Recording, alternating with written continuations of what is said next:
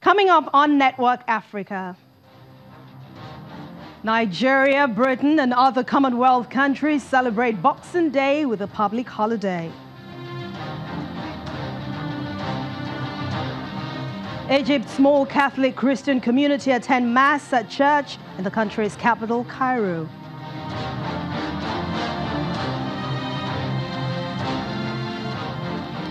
Congo's Electoral Commission delays Sunday's presidential and legislative elections in 3 cities until next year, March.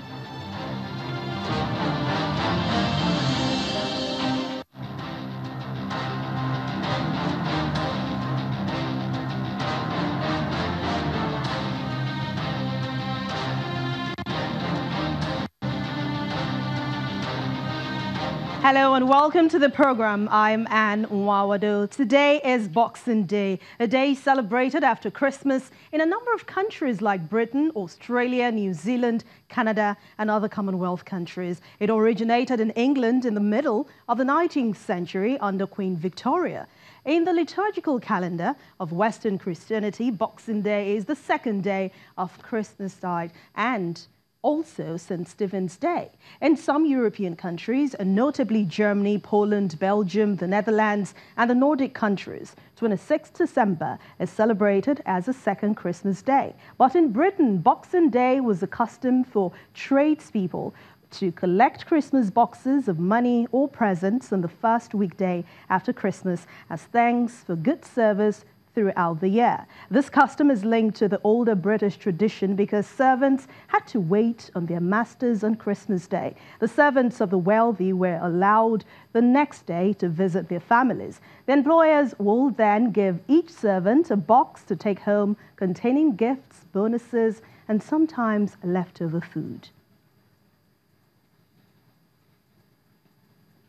Well, the Democratic Republic of Congo's Electoral Commission says it is delaying Sunday's presidential and legislative elections in 3 cities until next year, March. This means that the votes of these cities will not be taken into account in the presidential contest. The cities concerned are Beni and Butembo in the east, which have been dealing with Ebola outbreaks since August, and Yumbi in the west, where more than 100 people were killed in ethnic violence last week. The elections will go ahead elsewhere in the vast Central African nation on Sunday as planned. Final results for the presidential election will be announced on January the 15th and the new president sworn in on January the 18th.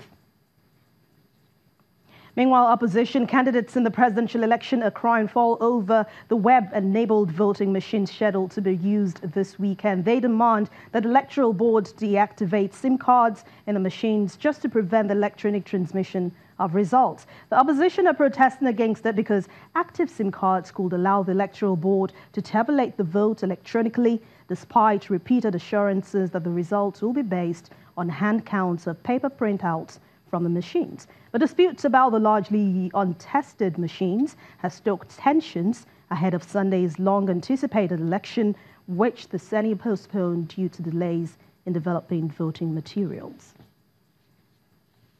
And let's get more on this story from an African affairs analyst at Chike Chude. Thank you so much for joining us on Network Africa.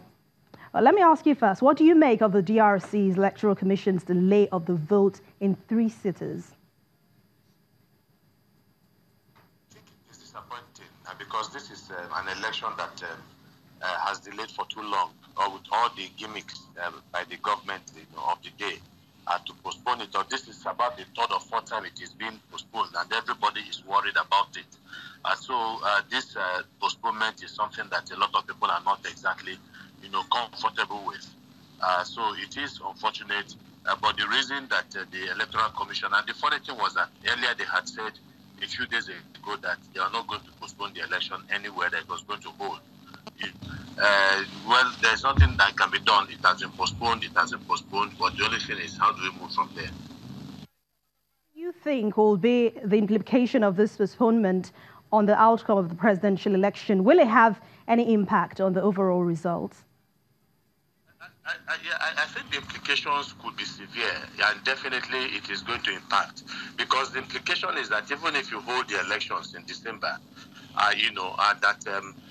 you're not going to. It's not going to be conclusive. You have to wait till other elections. Till the other election is held in the three cities in March, and so there are serious implications. First of all, it is going to give all parties in that election an idea of where perhaps the vote is going to go to, and you don't want to preempt people. You don't want them to begin to take preemptive action to ensure that the general direction that has been set by the first election is scuttled, and they may be, driven by other factors. So it is not the best. I think when you want to have an election, you want to have it at around the same period, even if there's an emergency like they are talking about. The gap should not be about maybe maximum 1 week, but you're having a whopping 3 months after the first set of elections to determine who wins a presidential election 3 months later. It's 3 months for all kinds of mischief to begin to take place and to scuttle the general direction of the election that has already been set by the first set of election that took place in December. So I think it has very serious implications for the credibility, of that election, of that exercise.